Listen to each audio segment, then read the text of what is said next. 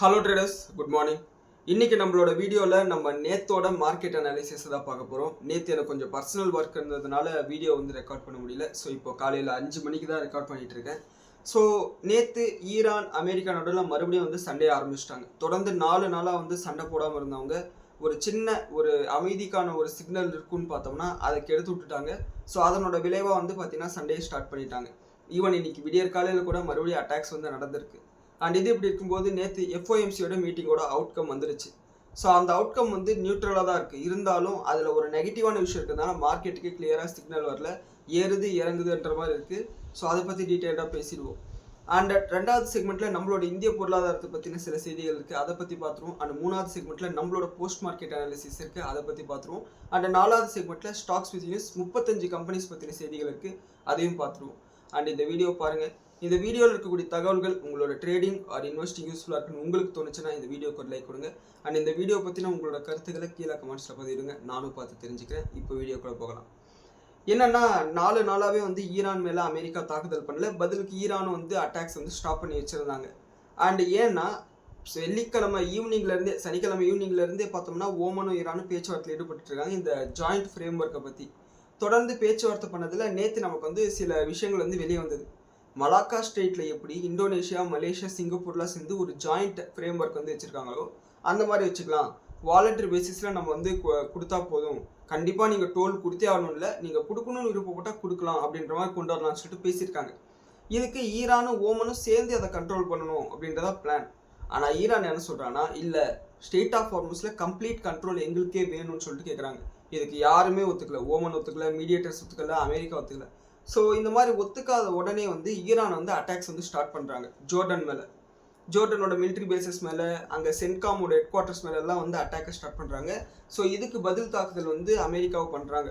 Almost எல்லா மிசைல்ஸையும் intercept பண்ணிட்டாங்க.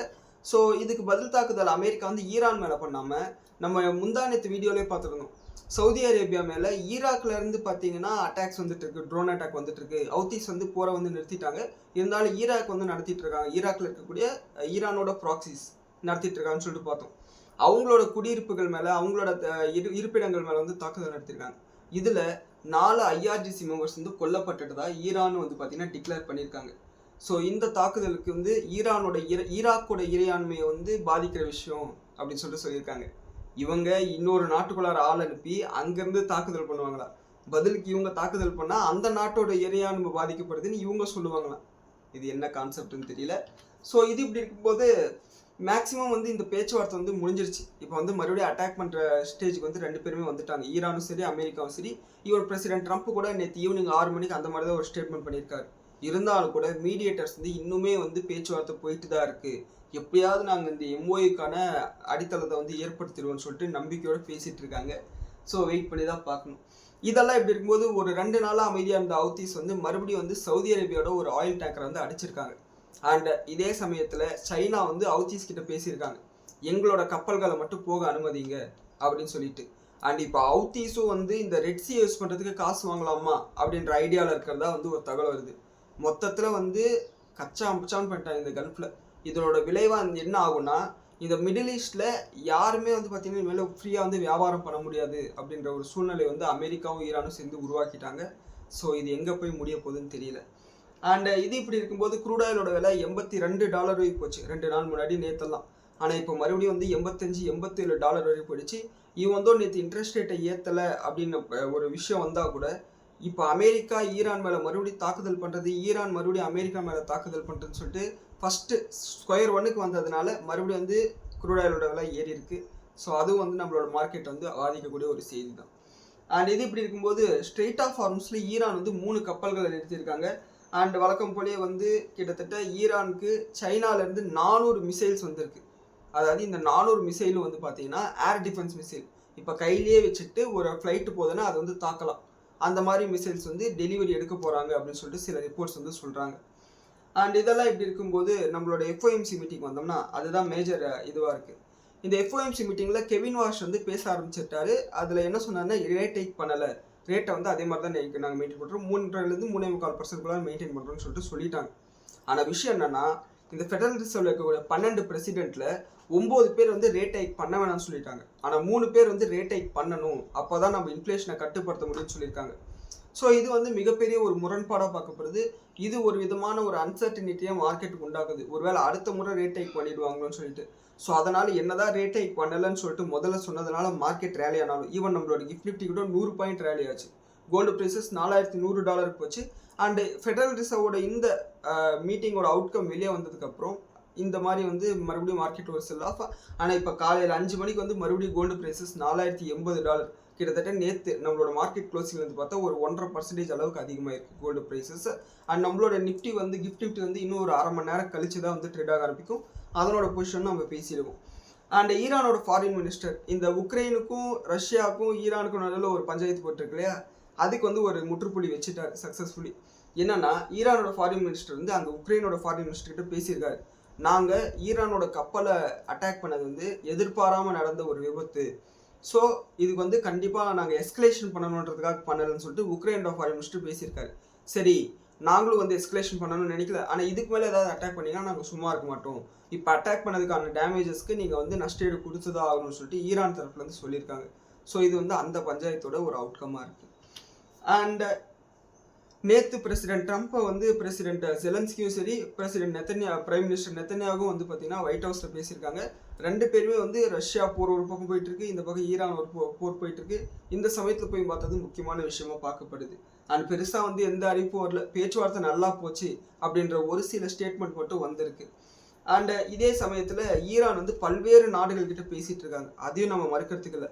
Mediators வந்து ஒரு பக்கம் வந்து டிப்ளமேட்டிக் சேனல்ஸ் ஓப்பனில் இருக்குன்னு சொல்கிறாங்க. அதே சமயம் ஈரான் வந்து ஜப்பானோட ஃபாரின் மினிஸ்டர் கிட்ட பேசியிருக்காங்க, யூரோப்பியன் யூனியனோட ஃபாரின் மினிஸ்டர்ஸ் கிட்ட பேசியிருக்காங்க. ஸோ இதை பொறுத்து பார்க்கும்போது ஏதாவது ஒரு பாசிட்டிவான அவுட்கம் வருமானு சொல்லிட்டு நம்ம இன்னமும் நம்புறதுக்கான சின்ன வாய்ப்பு ஒன்று இருக்குது. ஸோ வெயிட் பண்ணி பார்க்கலாம். அண்ட் சைனா கிட்டேருந்து ஒரு பயங்கரமான ஒரு அப்டேட் வந்திருக்கு. ஆர்டிஃபிஷியல் சன்னை உருவாக்குறதுக்கான சூப்பர் மேக்னெட்டை உருவாக்கிட்டோம் அப்படின்னு சொல்லிட்டு அறிவிச்சிருக்காங்க. அண்ட் அது மட்டும் இல்லாமல் எல்லா செக்டார்ஸ்லையுமே வந்து ஏகப்பட்ட ஹியூமனாய்டு ரோபாட்ஸை வந்து உருவாக்குறதுக்கு வந்து பார்த்தீங்கன்னா அவங்க ஆரம்பிச்சிருக்கிறதா சொல்லியிருக்காங்க. இது ஒரு மிகப்பெரிய த்ரெட்டாக இருக்குது. அண்ட் அது மட்டும் இல்லாமல் இது அமெரிக்காவுக்கு பாதிப்பு உண்டாக்கும் அப்படின்றதுனால சைனாவோட ஹியூமனாய்டு ரோபாட்டை அமெரிக்காக்குள்ள இறக்குமதி பண்ணுறதுக்கு அமெரிக்கா வந்து தடை விதிச்சிருக்காங்க. அண்ட் மார்க் ஜக்கர்பர்க் என்ன சொல்லியிருக்காருன்னா, சைனாவோட ஏஐ வந்து நீங்கள் தடை விதிக்கக்கூடாது, அது அமெரிக்காக்குள்ள நீங்கள் அலோவ் பண்ணணும் அப்படின்னு சொல்லிட்டு சொல்லியிருக்காரு. இது எல்லாமே வந்து டெக் இண்டஸ்ட்ரியில் நடந்துட்டு இருக்கிற பஞ்சாயத்து. அண்ட் இன்னைக்கு ஈவினிங், அதாவது நேற்று ஈவினிங் பிரசிடென்ட் ட்ரம்ப் வந்து ஃபாக்ஸ் நியூஸுக்கு கொடுத்த ஒரு இன்டர்வியூ என்ன சொல்லியிருக்காருன்னா, நாங்கள் ஈரானில் மிகப்பெரிய தாக்குதல் பண்ண போகிறோம், அவங்க ஜோர்டன் மேலே அடித்தது ரொம்ப பெரிய தப்பு, நாங்கள் வந்து ஈரானை இதுக்கு பழி வாங்குவோன்ற மாதிரி ஸ்டேட்மெண்ட் பண்ணியிருக்காரு. நாங்கள் வந்து அவங்களோட பேச்சுவார்த்தை நடத்திட்டு தான் இருக்க போகிறோம், ஆனால் அதே சமயம் இன்னொரு பக்கம் நாங்கள் தாக்குதலையும் நடத்த போகிறோம்னு சொல்லியிருக்காரு. இதையும் அவர் ஒரு 10-15 முறை சொல்லியிருக்காரு, நாங்கள் பேச்சுவார்த்தை நடத்திக்கிட்டே தாக்குதல் பண்ணுவோம்னு சொல்லிட்டு. ஒன்ஸ் தாக்குதல்னு ஆரம்பிச்சுட்டு அதுக்கப்புறம் பேச்சுவார்த்தைக்கு இடமே இருக்காது. ஸோ இது எப்படி போகுதுன்னு சொல்லிட்டு நம்ம வெயிட் பண்ணி தான் பார்க்கணும். இதுதான் வந்து இப்போதைக்கு இருக்கக்கூடிய ஜியோபொலிட்டிக்கல் இவெண்ட். இன்றைக்கி காலையிலேயே வந்து ஈரான் மறுபடியும் ஜோர்டன் மேலே தாக்குதல் பண்ணிட்டதா சில அப்டேட்ஸ் வந்துட்டுருக்கு. இன்னும் அஃபிஷியலாக எதுவும் கன்ஃபர்மேஷன் ஆகலை. இதுக்கு மேலே தான் 6 மணிக்கு மேலே தான் யூஎஸ் சென்காம் வந்து ஏதாவது வந்து போஸ்ட்டை போடுவாங்க. ஸோ அதை பார்த்துட்டு நான் உங்களுக்கு அப்டேட் பண்ணுறேன். அண்ட் 2வது செக்மெண்ட் இந்தியாவோட மேக்ரோ எக்கனாமிக் செக்மெண்ட். இதில் பார்த்தோம்னா செக்ஷன் 301 படி அந்த ஃபோர்ஸ்ட் லேபருக்கு 10% டேரிஃப் போட்டாங்க இல்லையா, அதனால் இந்தியாவுக்கு மிகப்பெரிய அளவுக்கு பாதிப்பு இல்லை. இந்தியாவோட எலக்ட்ரானிக்ஸோட ஏற்றுமதி பெரிய பாதிப்பு இல்லை. ஏன்னா இது வந்து 45% பொருட்களுக்கு இந்த டேரிஃப்ஸ் இல்லாதுன்னு சொல்லிட்டு சொன்னாங்களே, அந்த கேட்டகரிக்குள்ளே வந்துடும் சொல்லிட்டு மெய்டி செக்ரட்டரி சொல்லியிருக்காரு. அண்ட் இன்னொரு பக்கம் நம்மளோட சீஃபேரர்ஸ் வந்து உலகம் ஃபுல்லாக வந்து பல்வேறு நாடுகளில் வேலை செய்கிறாங்க, கப்பல்களில் வேலை செய்கிறாங்கன்னு சொல்லிட்டு நமக்கு தெரியும். காஸ்பியன் சீல அடிச்சிருக்காங்க, கல்ஃப் கண்ட்ரீஸில் அடிச்சிருக்காங்கன்னு சொல்லிட்டு. ஸோ நேற்று தான் வந்து நம்மளோட கவர்மெண்ட் கிட்டேருந்து ஒரு அப்டேட் வந்திருக்கு. அதாவது உலகம் ஃபுல்லாக நம்மளோட சீஃபேரர்ஸ் 3,11,936 பேர், அதாவது 3,12,000 பேருக்கு 64 பேர் கம்மி. அந்த அளவுக்கு சீஃபேரர்ஸ் வந்து உலகத்தில் இருக்கக்கூடிய எல்லா கப்பல்களையும் வேலை செஞ்சுட்டு இருக்காங்க இந்தியர்கள். ஸோ இவங்களுக்கு வந்து நம்மளோட அரசாங்கம் வந்து ஒரு வார்னிங் கொடுத்துருக்காங்க. இந்த அன்சர்டனிட்டியான இருக்கக்கூடிய சுச்சுவேஷனால நீங்கள் ஏதாவது ஒரு கான்ட்ராக்டில் சைன் பண்ணுறீங்கன்னா தயவு செஞ்சு அதனோட ரிஸ்க்கை வந்து அசஸ் பண்ணுங்கள். ஏன்னா காஸ்பியன் சி பக்கம் ரஷ்யா அடிச்சிட்ருக்கான், உக்ரைன் அடிச்சிட்ருக்கான், இந்த பக்கம் கல்ஃப் பக்கம் ஈரான் அடிச்சிட்ருக்கான், அமெரிக்கா அடிச்சிட்ருக்கான். ஸோ பார்த்து முடிவு பண்ணுங்கன்னு சொல்லிட்டு சொல்லியிருக்காங்க. இதை வந்து நோட் பண்ணிக்கோங்க. ஏன்னா நம்ம வீடியோ வந்து ஆர்ஜி சீஃபேரர் வந்து பார்க்குறாரு, அதுக்காக தான் சொல்கிறேன். அண்ட் இந்தியா சைனா பார்டரில் மறுபடியும் வந்து லேண்ட் ரூட்டில், அதாவது லிப்பாலேக் பாஸில் வந்து பார்த்திங்கன்னா ட்ரேடை வந்து கண்டினியூ பண்ண போகிறாங்க. 6 வருஷத்துக்கு முன்னாடி இந்த ஒரு சண்டை ஒன்று நடந்தது. அதன் காரணமாக நிறுத்தி வச்சது மறுபடியும் இந்த ஆகஸ்ட் 1ஆம் தேதியிலேருந்து ஸ்டார்ட் பண்ண போகிறதா சொல்லியிருக்காங்க. இது ஒரு பாசிட்டிவ் விஷயமா பார்க்கப்படுது. அண்ட் நம்மளோட கவர்மெண்ட் வந்து 44 ஏர்போர்ட்ஸ் வந்து இந்தியாவுக்குள்ள புதுசாக கட்ட போகிறாங்க. இதில் 4 வந்து இன்டர்நேஷ்னல் ஏர்போர்ட், அதாவது வெளிநாடுகளுக்கே போகிற ஃப்ளைட் இருக்கும். அண்ட் 40 வந்து டொமஸ்டிக் ஏர்போர்ட். இது எப்படி சொல்கிறாங்கன்னா ஹப் அண்ட் ஸ்போக் மாடல்னு சொல்கிறாங்க. அதாவது ஹப்ன்றது பெரிய ஏர்போர்ட், ஸ்போக்குன்றது சின்ன சின்ன ஏர்போர்ட். ஸோ இதன் காரணமாக வந்து பார்த்தீங்கன்னா இந்த விமான போக்குவரத்து வந்து சிறப்பாக இருக்கும்னு சொல்லிட்டு நம்பப்படுது. ஆனால் எத்தனை பேர் நிலம் போகும் தெரியுமா இது கட்டுறதுக்கு? அண்ட் 3வது செக்மெண்ட் போஸ்ட் மார்க்கெட் அனாலிசிஸ் வந்தோம்னா, நேற்று நம்மளோட நிஃப்டி வந்து காலையிலேயே வந்து 190 பாயிண்ட் அளவுக்கு கேப் அப்ல ஓப்பன் ஆச்சு. அது நம்ம எக்ஸ்பெக்ட் பண்ண ஒரு விஷயம் தான். அண்ட் அதை தொடர்ந்து 24,176 ஓப்பன் ஆச்சு. அங்கேருந்து பார்த்தீங்கன்னா ஒரு கிராஜுவலான ஒரு அப்சைட் மூவ், கிட்டத்தட்ட ஒரு 100 பாயிண்ட் அளவுக்கு இன்ட்ராடேல ரைஸ் ஆகுது. அண்ட் எண்ட் ஆஃப் த டேல லாஸ்ட் ஒரு 1/2 hour ஒரு செல் ஆஃப் வந்திருந்தாலும் கூட ஓவராலாக வந்து 265 பாயிண்ட் அளவுக்கு பாசிட்டிவ் முடிஞ்சு 24,250 வந்து நம்மளோட நிஃப்டி வந்து க்ளோஸ் ஆகுது. அண்ட் நேற்று ஓவராலாக ப்ராடர் மார்க்கெட் இண்டெக்ஸ் பார்த்தோம்னா அட்வான்ஸ் டிக்ளைன் ரேஷியோவில் 2129 கம்பெனிஸ் பாசிட்டிவாகவும் 1181 கம்பெனிஸ் வந்து நெகட்டிவாக இருக்குது. கிட்டத்தட்ட 2:100 ரேஷியோவில் வந்து மார்க்கெட் வந்து பாசிட்டிவ் வந்தது. அண்ட் உங்களோட போர்ட்ஃபோலியோ வந்து நேற்று பாசிட்டிவாக தான் இருந்திருக்கும். அண்ட் ஆட்டோ செக்டார் மட்டும்தான் நேற்று ஃப்ளாட்டாக இருந்தது, மற்றபடி எல்லா செக்டாருமே பாசிட்டிவ் வந்தது. அதாவது பேங்க் நிஃப்டி வந்து ஒரு 0.8% அளவுக்கு பாசிட்டிவாகவும், எஃப்எம்சிஜி 1.5% அளவுக்கு பாசிட்டிவாகவும், ஐடி செக்டார் வந்து 2.5% பாசிட்டிவாகவும், ஃபார்மா அண்ட் ஹெல்த் கேர் வந்து 1.25% பாசிட்டிவாகவும், அண்ட் பேங்கிங் செக்டாரில் ப்ரைவேட் செக்டார் வந்து 1% பாசிட்டிவாகவும், பப்ளிக் செக்டார் வந்து 0.4% பாசிட்டிவாக இருந்தது. அண்ட் ஐடி செக்டாரில் இந்த ரேலி வந்து இன்னுமே கூட கண்டினியூ ஆகிட்டு இருக்கு. காரணம் வந்து ஏஐயில் இருக்கக்கூடிய செல் ஆஃப்னால இன்டர்நேஷனல் ஃபண்ட்ஸ் வந்து ஐடி செக்டாருக்குள்ளார வந்துட்டு இருக்கு. அண்ட் நேற்று எஃப்ஐயோட பையிங் கூட பார்த்தீங்கன்னா கிட்டத்தட்ட 2,982 கோடி ரூபாய்க்கு வாங்கியிருக்காங்க. மேக்ஸிமம் இந்த பையிங் வந்து இந்த ஐடி ஸ்டாக்ஸ்குள்ளார வந்திருக்கிறதுக்கு நிறைய வாய்ப்பு இருக்குது. ஸோ கிளியரான ஒரு மொமெண்டம் வந்து ஐடி ஸ்டாக்ஸில் நம்ம பார்க்கப்படுது. அண்ட் டிஐஸ் வந்து 998 கோடி, அதாவது 1000 கோடிக்கு 2 கோடி கம்மிக்கு வாங்கியிருக்காங்க. அண்ட் கோல்டு ப்ரைஸஸ் எடுத்துக்கிட்டோம்னா இப்போ நம்ம பேசிகிட்டு இருக்கும்போது $4,080 வந்து ட்ரேட் ஆகிட்டு இருக்கு. ஒரு அவுன்ஸ் கோல்டு வந்து $4,080 ட்ரேட் ஆகிட்டு இருக்கு. அண்ட் நேற்று நம்மளோட மார்க்கெட் க்ளோஸ் ஆகும்போது $4,033 வந்து க்ளோஸ் ஆச்சு 3:30 மணிக்கு. ஸோ இன்னைக்கு கோல்டு இடிஎஃப்ல ஒரு 1.25% அளவுக்கு அப்சைடு வந்து நம்ம பார்க்கறதுக்கு வாய்ப்பு இருக்குது ஓப்பன் ஆகும்போது. ஸோ மேற்கொண்டு எப்படி கோல்டு ப்ரைஸஸ் இருக்கோ அதை பற்றி நம்மளோட மார்க்கெட்டில் வந்து பார்த்துக்கலாம். அண்ட் சில்வர் ப்ரைஸஸ் பார்த்தோம்னா 2,25,000 ஒரு கிலோக்கு வந்து ட்ரேட் ஆகிட்டு இருக்கு. அண்ட் க்ரூட் ஆயில் பார்த்தோம்னா மறுபடியும் $87-88 வந்துருச்சு. நம்மளோட யூஎஸ்டி என்ன நேற்று 20 பைசா அளவுக்கு டிப்ரிஷியேட் ஆகிட்டு 95.63 வந்து ட்ரேட் ஆகி முடிஞ்சிருக்கு. இதுதான் வந்து நம்மளோட போஸ்ட் மார்க்கெட் அனாலிசிஸ், நம்மளோட ப்ராடர் மார்க்கெட் அனாலிசிஸ். அண்ட் 4வது செக்மெண்ட் ஸ்டாக் ஸ்பெசிஃபிக்ஸ் 35 கம்பெனிஸ் இருக்கிறதுனால நம்ம டக்குன்னு பார்த்துருவோம். அண்ட் இது எதுவுமே வந்து பை ரெக்கமெண்டேஷன் கிடையாது. இந்த விஷயத்தை தெரிஞ்சுக்கோங்க, நீங்கள் அனாலிசிஸ் பண்ணிவிட்டு ஸ்டாக்ஸை வாங்குறதா வேணாம்னு சொல்லிட்டு முடிவு பண்ணுங்க. கிளென்மார்க் ஃபார்மா இவங்க வந்து அமெரிக்காவில் சுகமா டெக்ஸ் அப்படின்ற ஒரு இன்ஜெக்ஷனை வந்து பார்த்தீங்கன்னா லான்ச் பண்ணியிருக்காங்க. இந்த இன்ஜெக்ஷன் எதுக்குன்னா போஸ்ட் சர்ஜரி இன்ஜெக்ஷன் சொல்லிட்டு சொல்கிறாங்க. இந்த அனஸ்டேசியா கொடுக்கும்போது சில இடங்கள் வந்து மறுத்து போயிடும். அந்த மாதிரி விஷயங்களப்போ மசில் ரிலாக்ஸேஷனுக்காக இந்த இன்ஜெக்ஷன் வந்து யூஸ் பண்ணுவாங்கன்னு சொல்லியிருக்காங்க. அண்ட் இதனோட ஆனுவல் மார்க்கெட் சேல்ஸ் வந்து பார்த்தீங்கன்னா $1.6 பில்லியன் சொல்கிறாங்க. இது கிளென்மார்க்கு ஒரு பாசிட்டிவ் விஷயமா பார்க்கப்படுது. அடுத்து ஐநாக்ஸ் விண்டுக்கு வந்து பார்த்தீங்கன்னா 200 மெகாவாட் அளவு இருக்கக்கூடிய ஒரு இபிசி ஆர்டர் ஒன்று கிடச்சிருக்கு. அண்ட் இந்த ஆர்டரை கொடுத்தது வந்து பார்த்தீங்கன்னா என்எல்சி இந்தியா தான் கொடுத்துருக்காங்க. அண்ட் இதனோட வேல்யூ வந்து 1,600 கோடின்னு சொல்லியிருக்காங்க இந்த கான்ட்ராக்டோட வேல்யூ. அண்ட் இதை வந்து அடுத்த 2 வருஷத்துக்குள்ளார எங்களுக்கு வந்து ஷார்ட் பண்ணி கொடுத்துருங்க அப்படின்ற மாதிரி சொல்லியிருக்காங்க. இது ஐநாக்ஸ் விண்டுக்கு ஒரு பாசிட்டிவான விஷயம். அண்ட் பயோகானோட போர்ட் மீட்டிங் வந்து வர ஆகஸ்ட் 6ஆம் தேதி நடக்க போகுது. இது வந்து அன்னைக்கு அவங்களோட Q1 ரிசல்ட்ஸ் வரதுக்கு வாய்ப்பு இருக்குது.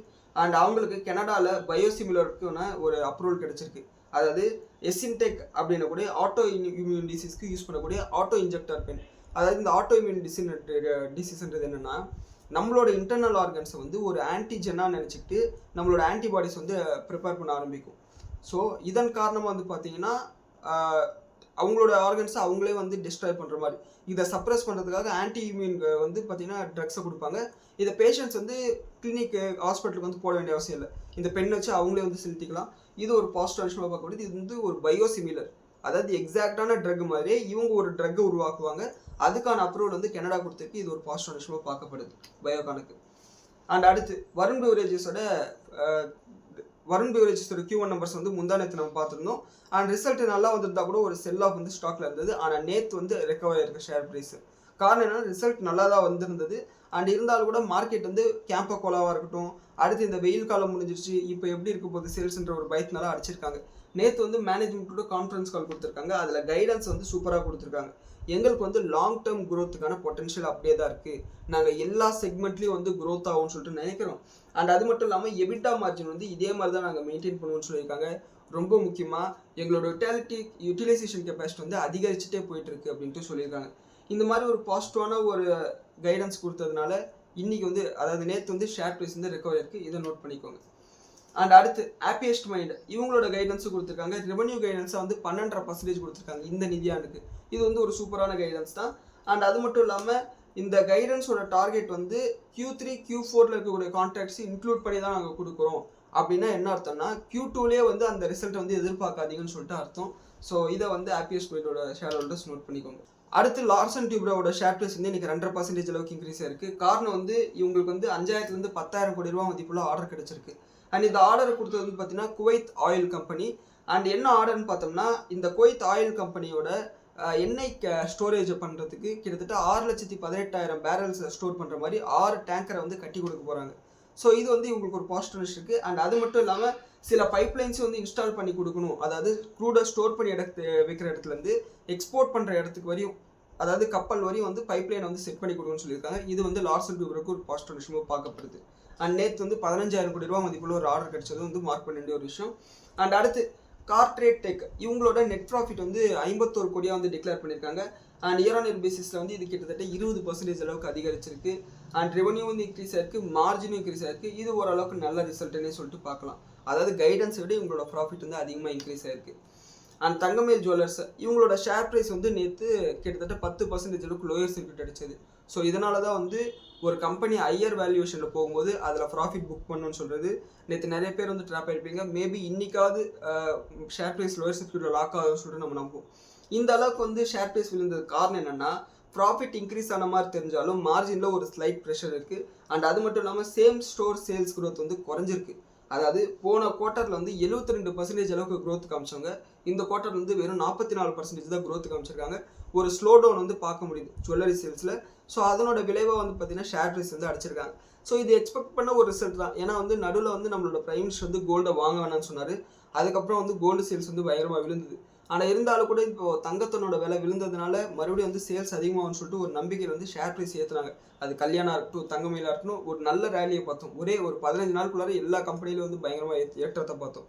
ஸோ அப்போவே நம்ம எக்ஸிட் ஆகிறதுக்கான ஒரு வாய்ப்பாக இருந்திருக்கும். ஸோ இருந்தாலும் பரவாயில்ல, இது லாங் டேர்மில் நீங்கள் ஹோல்ட் பண்ணலாம், தப்பு கிடையாது. அண்ட் அடுத்து ஆர்பிஜி லைஃப் சயின்ஸ் இவங்க வந்து பார்த்தீங்கன்னா ஒரு ஆக்டிவ் ஃபார்மா இன்க்ரீடியன்ஸ் ஏபிஐஸை சப்ளை பண்ணக்கூடிய ஒரு கம்பெனி. அண்ட் B2B கம்பெனி இவங்களோட ப்ராஃபிட் வந்து இன்க்ரீஸ் ஆயிருக்கு. கிட்டத்தட்ட வந்து 15% அளவுக்கு இவங்களோட ப்ராஃபிட் இன்க்ரீஸ் ஆயிருக்கு. 26 31 கோடியாக இன்க்ரீஸ் ஆயிருக்கு. அண்ட் மார்ஜின் வந்து ஹெல்த்தியாக மெயின்டைன் பண்ணுறாங்க. 22.5% அளவுக்கு மார்ஜின் மெயின்டைன் பண்ணுறாங்க. இதை வந்து நோட் பண்ணிக்கோங்க. And Sanofi consumer health care இவங்க வந்து ஒரு ஃபார்மா கம்பெனி தான். ஆனால் OTC கவுண்டர் மட்டும், அதாவது ப்ரிஸ்கிரிப்ஷன் இல்லாமல் சேல்ஸ் பண்ணக்கூடிய மெடிசன்ஸை மட்டும் விற்கக்கூடிய கம்பெனி. அண்ட் இவங்களோட சேல்ஸ் வந்து பார்த்தீங்கன்னா கிட்டத்தட்ட 236 கோடி ரூபாய்க்கு வந்து சேல்ஸ் பண்ணுறாங்க. அண்ட் இவங்களோட மார்க்கெட் கேப்பும் வந்து பெரிய கம்பெனி தான். அண்ட் இவங்களோட ப்ராஃபிட் வந்து பார்த்தோம்னா 68 கோடியாக டிக்ளேர் பண்ணியிருக்காங்க இந்த குவார்ட்டரில் மட்டும். அண்ட் போன வருஷத்தோட இதே குவார்ட்டருக்கும் இந்த குவார்ட்டருக்கும் பார்த்தோம்னா கிட்டத்தட்ட 10% அளவுக்கு ப்ராஃபிட் இன்க்ரீஸ் ஆயிருக்கு. அதாவது ஓவர் த கவுண்டர் சேல்ஸ்லேயே இவங்க இந்த அளவுக்கு ப்ராஃபிட்டை மெயின்டைன் பண்ணுறாங்கிறது சூப்பரான விஷயம். இவங்களோட மார்ஜின் பார்த்தோம்னா 38% மெயின்டைன் பண்ணுறாங்க, operating profit margin. Domestic sales வந்து 12% இன்க்ரீஸ் ஆயிருக்கு. எக்ஸ்போர்ட்ஸ் வந்து 9% குறைஞ்சிருக்கிறதா சொல்லியிருக்காங்க. ஸோ இது வந்து ஓரளவுக்கு நல்ல கம்பெனியாக தான் தெரியுது, பார்க்குறவங்க பார்க்கலாம். அடுத்து ட்ரூ ஆல்ட் பயோ எனர்ஜி இவங்க என்னன்னா பயோஃபியூல் எத்தனாலை வந்து உற்பத்தி பண்ணக்கூடிய ஒரு கம்பெனி. இப்போ ரீசெண்டாக எத்தனாலோட தேவை அதிகமாக இருக்கிறதுனால இவங்களோட பிஸ்னஸ் வந்து சூப்பராக போயிட்டு இருக்கு. அண்ட் சேல்ஸ் வந்து பார்த்தீங்கன்னா அப்படியே டபுள் ஆயிருக்கு. அதாவது 304 கோடி பண்ணவங்க இப்போ 627 கோடி பண்ணியிருக்காங்க. ஸோ ப்ராஃபிட் வந்து 4.25 கோடியிலேருந்து 57 கோடியாக இன்க்ரீஸ் ஆயிருக்கு. அண்ட் மார்ஜின் வந்து 21% இன்க்ரீஸ் ஆயிருக்கு. இதுக்கு காரணம் வந்து ஆப்ரேஷனல் எஃபிஷியன்சி தான். அதாவது ஒரு குறிப்பிட்ட லெவல் வரையும் வந்து பார்த்தீங்கன்னா அந்த கம்பெனியோட இயக்கிறதுக்கான செலவுகள் நடந்துட்டு இருக்கும். அதுக்கு மேலே வரது எல்லாமே பெரிய லாபமாக இருக்கும். ஸோ அதனால தான் வந்து ஒரு லிமிட்டை தாண்டும் போது ஏகப்பட்ட லாபம் வந்து கிடச்சிருக்கு. இது வந்து ஒரு நல்ல கம்பெனி தான் பார்க்கப்படுது, ஆஸ் லாங் அஸ் எத்தனாலுக்கான டிமாண்ட் இருக்கிற வரையும்.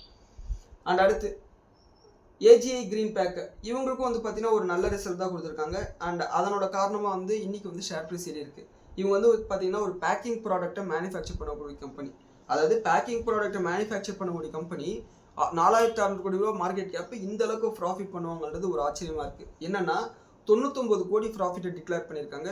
ஸோ இவங்களோட ஷேர் ப்ரைஸும் கிட்டத்தட்ட 1.25% இன்க்ரீஸ் ஆயிருக்கு. அண்ட் ரெவன்யூ பார்த்தீங்கன்னா 785 கோடி பண்ணியிருக்காங்க. மார்ஜின் வந்து 22% அளவுக்கு மெயின்டைன் பண்ணுறாங்க. ஸோ பேக்கிங் செக்மெண்ட்டில் யாருக்காவது இன்ட்ரெஸ்ட் இருந்தால் இந்த கம்பெனி வந்து வாட்ச் பண்ணலாம்.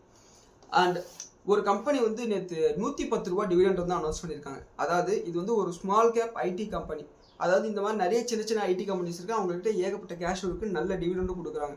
ஆனால் என்ன பஞ்சாயத்துனா இவங்க வந்து இதே மாதிரி டிவிடெண்ட் வந்து ரெகுலராக கொடுக்கல. இது வந்து 2 வருஷமாக கொடுக்காம இப்போ சேர்த்து வச்சு கொடுத்துருக்காங்க. அண்ட் இதன் காரணமாக நேற்று ஷேர் ப்ரைஸ் வந்து கிட்டத்தட்ட 14% அளவுக்கு இன்க்ரீஸ் ஆயிருக்கு. முந்தா நேற்று க்ளோசிங்கை பார்க்கும்போது 800 ரூபாயில் ஷேர் ப்ரைஸ் க்ளோஸ் ஆச்சு. 110 ரூபாய் 800 போட்டிங்கன்னா கிட்டத்தட்ட 14% பக்கத்தில் வருது. ஸோ அந்த 14% அளவுக்கு ஷேர் ப்ரைஸ் வந்து இன்றைக்கி ரிஃப்ளெக்ட் ஆகிடுச்சு. மறுபடியும் சொல்கிறேன், இது ஒரு மைக்ரோ கேப் கம்பெனி, 1500 கோடி ரூபா தான் மார்க்கெட் கேபிடலைசேஷன். ஆனால் ஒரு நல்ல ROE ROCயை மெயின்டைன் பண்ணுறாங்க. பார்க்கணுன்றவங்க, அதாவது ஒரு சின்ன ஐடி செக்டாரில் வந்து இன்வெஸ்ட் பண்ணணும், சின்ன கம்பெனியில் இன்வெஸ்ட் பண்ணணும்னு நினைக்கிறவங்க இது பார்க்கலாம். நான் வந்து கேசால்ஸ் அசேலா டெக்னாலஜிஸில் ஆல்ரெடி வந்து சின்ன கம்பெனிஸ் இந்த கேட்டகரியில் இன்வெஸ்ட் பண்ணிக்கிறதுனால நான் இதில் பார்க்கல, வேணுன்றவங்க பார்க்கலாம்.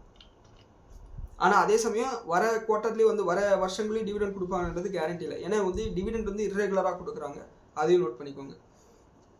அடுத்து BHELக்கு வந்து பார்த்தீங்கன்னா ஒரு மிகப்பெரிய அளவுக்கு ஒரு ஆர்டர் கிடைச்சிருக்கு நைஜீரியாவிலேருந்து. என்னன்னா கேஸ் டர்பைன் ஜென்ரேட்டர்ஸை சப்ளை பண்ண சொல்லி கூட ஒரு ஆர்டர் கிடைச்சிருக்கு. இது BHELக்கு ஒரு பாசிட்டிவ் விஷயமாக பார்க்கப்படுது. அண்ட் கோல்கேட்டோட Q1 ரிசல்ட்டை கொடுத்துருக்காங்க. ப்ராஃபிட் வந்து இன்க்ரீஸ் ஆயிருக்கு, மார்ஜின் வந்து லைட்டாக குறைஞ்சிருக்கு. அண்ட் க்ரோத் வந்து பார்த்தீங்கன்னா சிங்கிள் டிஜிட்டில் தான் வால்யூம் க்ரோத் இருக்குது. இது ஓரளவுக்கு மீடியமான ஒரு ரிசல்ட் தான், பெரிய அளவுக்கு நெகட்டிவ்னு சொல்ல முடியாது, பாசிட்டிவ்னு சொல்ல முடியாது. அண்ட் தேவியானி இன்டர்நேஷனல் இவங்களோட ப்ராஃபிட் வந்து 3.25 கோடியிலேருந்து 14 கோடியாக மாறி இருக்கு. அண்ட் இவங்களோட மார்ஜின் வந்து 16% மெயின்டைன் பண்ணிட்டு இருக்காங்க. பெரிய அளவுக்கு இந்த கேஸோட விலை ஏற்றதுனால இவங்களுக்கு வந்து பாதிப்பு ஏற்படலன்னு சொல்லிட்டு கிளியராக தெரியுது. அண்ட் அதானி போர்ட்ஸ் இவங்களோட Q1 நம்பர்ஸ் விட்டுருக்காங்க. ப்ராஃபிட் வந்து 10% இன்க்ரீஸ் ஆயிருக்கு, மார்ஜின் வந்து 60% மெயின்டைன் பண்ணுறாங்க. அண்ட் ரெவன்யூ க்ரோத் வந்து 19% இருக்குது. அதுவும் கைடன்ஸ் வந்து 11% 16% கொடுத்தா ரெவன்யூ க்ரோத் வந்து 19% ரிப்போர்ட் பண்ணியிருக்காங்க. இது ஓரளவுக்கு நல்ல ரிசல்ட் தான். அண்ட் சாந்தி கியர்ஸ் இவங்களோட ப்ராஃபிட் வந்து குறைஞ்சிருக்கு. அதாவது போன வருஷம் ஜூன் குவார்ட்டரில் 22.25 கோடி லாபம் பண்ணவங்க இந்த வருஷம் வந்து 9.25 கோடி வந்து லாபம் பண்ணியிருக்காங்க. அண்ட் ரெவன்யூ வந்து பார்த்தீங்கன்னா குறைஞ்சிருக்கு, மார்ஜின் ஒரு மிகப்பெரிய ஒரு ட்ராப் பார்க்க முடியுது. அதாவது 22.5% மார்ஜின் மெயின்டைன் பண்ணவங்க இப்போ 13%, கிட்டத்தட்ட 9% அளவுக்கு மார்ஜின் குறைஞ்சிருக்கு. இது சாந்தி கியர்ஸோட ஷேர் ஹோல்டர்ஸ் நோட் பண்ணிக்கோங்க. அடுத்து ப்ராக்டர் கேம்பிள் ஹைஜீன் இவங்களோட ரிசல்ட் வந்து வந்திருக்கு, அந்த அளவுக்கு ரிசல்ட் நல்லா இல்லை. அதாவது 192 கோடி ரூபாய் அளவுக்கு ப்ராஃபிட் போன வருஷம் டிக்ளேர் பண்ணாங்க. இப்போ 126 கோடி, கிட்டத்தட்ட 70 கோடி அளவுக்கு ப்ராஃபிட் வந்து குறைஞ்சிருக்கு. அந்த மார்ஜின் ப்ரெஷர் பார்க்க முடியுது. 28% மார்ஜின் மெயின்டைன் பண்ணாங்க, இப்போ 19% மார்ஜின் வந்து குறைஞ்சிருக்கு. ஸோ இது வந்து ஓரளவுக்கு நெகட்டிவான ரிசல்ட் தான். மார்க்கெட்டில் இந்த கம்பெனியை வந்து இன்வெஸ்ட் பண்ணிக்கோங்க, பார்த்துக்கோங்க. அடுத்து தனலட்சுமியோட ஷேர் ப்ரைஸ் வந்து பார்த்தீங்கன்னா 6% அளவுக்கு இருக்குது. தனலட்சுமி பேங்கோட ஷேர் ப்ரைஸ். இதுக்கு காரணம் என்னன்னா இயர் பேசிஸில் ஒரு நல்ல ரிசல்ட் தான், அது மாற்று கருத்து இல்லை. ஆனால் குவார்டர் பேசிஸில் வந்து அந்த அளவுக்கு நல்ல ரிசல்ட்டு. ஸோ இதன் காரணம் வந்து போட்டு அடிச்சிருக்காங்க. அண்ட் இயர் பேசிஸில் வந்து ப்ராஃபிட் வந்து 12லேருந்து 25 கோடிக்கு வந்து இன்க்ரீஸ் ஆயிருக்கு. அண்ட் நெட் NPA இருக்கட்டும், கிராஸ் NPA இருக்கட்டும், ரெண்டுமே வந்து இம்ப்ரூவ் பண்ணியிருக்காங்க. நெட் NPA 0.51லேருந்து 0.47, அதாவது அசெட் குவாலிட்டி வந்து இம்ப்ரூவ் பண்ணிகிட்டே தான் இருக்காங்க. அண்ட் ப்ரொவிஷன்ஸ் வந்து ரொம்ப கம்மியாக பண்ணியிருக்காங்க, அதனால கூட இந்த ப்ராஃபிட் வந்து இன்க்ரீஸ் ஆகிருக்கலாம். ஸோ நான் இன்னமும் கூட இந்த கம்பெனியில் வந்து கொஞ்சம் புல்லிஷாக தான் இருக்கேன். அண்ட் இது என்னோட வாட்ச் லிஸ்ட், என்னோட போர்ட்ஃபோலியோவில் இருக்கக்கூடிய ஒரு கம்பெனி. அண்ட் அடுத்து இரிஸ் லைஃப் சயின்ஸ் இவங்களோட ஷேர் ப்ரைஸ் வந்து 2.5% அளவுக்கு இன்க்ரீஸ் ஆயிருக்கு. அண்ட் இவங்களோட Q1 ப்ராஃபிட் வந்து 120 கோடியிலேருந்து 140 கோடிக்கு இன்க்ரீஸ் ஆயிருக்கு. கிட்டத்தட்ட 15% அளவுக்கு ப்ராஃபிட் வந்து இன்க்ரீஸ் ஆயிருக்கு. இவங்க வந்து ஒரு ஃபார்மா கம்பெனி, பெரிய ஃபார்மா கம்பெனி. அண்ட் இவங்களோட மார்ஜின் வந்து 34% மெயின்டைன் பண்ணுறாங்க. மார்ஜினில் ஒரு ப்ரெஷர் பார்க்க முடியுது. அண்ட் SKM எக் ப்ராடக்ட் முட்டை ஏற்றுமதி பண்ணக்கூடிய ஒரு கம்பெனி இவங்க. இது ஏற்கனவே நம்ம வந்து 140 150 ரூபா இருக்கும்போதே நம்ம சொல்லியிருக்கோம். அண்ட் இப்போ வந்து இவங்களோட ஷேர் ப்ரைஸ் வந்து 220 ரூபா தாண்டிடுச்சு. அண்ட் இவங்களோட ப்ராஃபிட் வந்து 16 கோடி பண்ணவங்க போன வருஷம், இப்போ 24 கோடி பண்ணியிருக்காங்க. அண்ட் மார்ஜின் வந்து இன்க்ரீஸ் ஆயிருக்கு, 3.5% அளவுக்கு மார்ஜின் இன்க்ரீஸ் ஆயிருக்கு. இந்த விசேஷ கிரைசிஸ்னால கப்பல் போக்குவரத்தோட விலை அதிகமாகிறதுனால, அதாவது டிரான்சிஸ்ட் காஸ்ட் வந்து அதிகமாகிறதுனால இவங்களுக்கு வந்து இம்பாக்ட் இருக்குன்னு சொல்லிட்டு நான் நினச்சேன். ஆனால் அந்த மார்ஜின் ப்ரெஷர் வந்து ஈஸியாக வந்து மிட்டிகேட் பண்ணிட்டாங்க. அடுத்து KPIT டெக்னாலஜிஸ் இன்னைக்கு 6% அளவுக்கு இன்க்ரீஸ் ஆயிருக்கு. காரணம் வந்து இவங்களோட ரிசல்ட் வந்து வீக்காக தான் இருக்குது. அதாவது ஆல்ரெடி வந்து இந்த பிஸ்னஸ் கைடன்ஸ் கொடுக்கும்போதே சொல்லிட்டாங்க. ஸோ அந்த அளவுக்கு ரிசல்ட் வந்து வீக்காக இல்லை, அதாவது இவங்க சொன்ன அளவுக்கு வீக்காக இல்லை, அதனால வந்து ஷேர் ப்ரைஸ் ஏற்றிருக்காங்க. அண்ட் இவங்களோட ப்ராஃபிட் பார்த்தோம்னா 160 கோடி ரூபாய் டிக்ளேர் பண்ணுவாங்க போன குவார்ட்டரில். இந்த குவார்ட்டர் வந்து 120 கோடி ரூபாய் டிக்ளேர் பண்ணியிருக்காங்க. மார்ஜினில் வந்து 14லேருந்து இப்போ 11% குறைஞ்சிருக்கு. ஸோ இவங்க ஆல்ரெடி டேமேஜ் முடிச்சிட்டதுனால இப்போ வந்து டேமேஜ் ஆகலை. அண்ட் V-Guard இண்டஸ்ட்ரீஸ் இவங்களோட ப்ராஃபிட் வந்து அப்படியே டபுளாக இருக்குது. அதாவது 74 கோடி ரூபாய் லாபம் பண்ணவங்க இப்போ 130 கோடி ரூபாய் லாபம் பண்ணியிருக்காங்க. அண்ட் எபிட்டா மார்ஜின் வந்து 8.5%லேருந்து 10%. மார்ஜினும் வந்து இன்க்ரீஸ் ஆயிருக்கு அண்ட் ப்ராஃபிட்டும் இன்க்ரீஸ் ஆயிருக்கு. இது ஓரளவுக்கு நல்ல ரிசல்ட் தான். அண்ட் அடுத்து வந்து கார்டன் ரீச் ஷிப் பில்டர்ஸ் இவங்க வந்து பார்த்தீங்கன்னா ஒரு கப்பல் கட்டுற கம்பெனி. இது ஏற்கனவே நம்மளோட ஷேர் ஹோல்டர்ஸில் கூட ஒருத்தர் வந்து கேட்டிருந்தாரு. ஒரு மாதம் ஒரு 2 மாதம் இருக்கும் கேட்டிருந்தாரு. அப்போ கூட நம்ம சொல்லியிருந்தோம். இவங்களோட ப்ராஃபிட் வந்து இன்க்ரீஸ் ஆயிருக்கு. 120லேருந்து 170 கோடியாக இன்க்ரீஸ் ஆயிருக்கு. மார்ஜினில் ஒரு ப்ரெஷர் இருக்குது. ஆனால் புது ஆர்டர்ஸின் காரணமாக இந்த அளவுக்கு ப்ராஃபிட் வந்து இன்க்ரீஸ் ஆயிருக்கு. இது ஒரு பாசிட்டிவான ரிசல்ட்டை தான் பார்க்க முடியுது. அண்ட் அடுத்து ஜம்மு காஷ்மீர் பேங்க் இவங்களோட ரிசல்ட் கொடுத்துருக்காங்க. கிட்டத்தட்ட ப்ராஃபிட் வந்து கிட்டத்தட்ட 15% அளவுக்கு இருந்திருக்கு. 484லேருந்து 425 கோடியாக ப்ராஃபிட் இருந்திருக்கு. இருந்தாலும் கூட இது ஓரளவுக்கு மீடியமான ஒரு ரிசல்ட் தான். அந்த அளவுக்கு நெகட்டிவான ரிசல்ட்டில் இருந்தாலும் ஷேர் ப்ரைஸை போட்டு அடிச்சிருக்காங்க. அண்ட் நெட் இன்ட்ரெஸ்ட் மார்ஜின் வந்து 3.5% மெயின்டைன் பண்ணுறாங்க. காசா வந்து 42% இருக்குது.